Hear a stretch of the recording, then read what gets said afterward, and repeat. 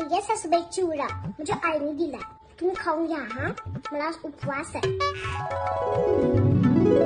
आज कसला उपवास? न चतुर्थी न एकादशी.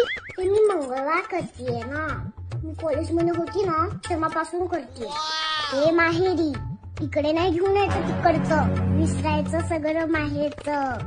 आजपासून तुझे मंगळवार बंद आणि जेवण बनवायला घ्यायचं.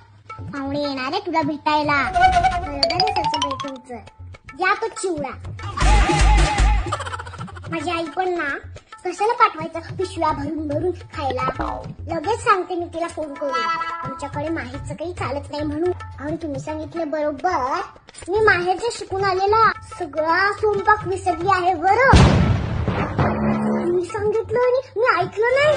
तसं पाप माझ्याकडून कधीच होणार नाही सासूबाई. आपका हुकुम सर आंखों पर.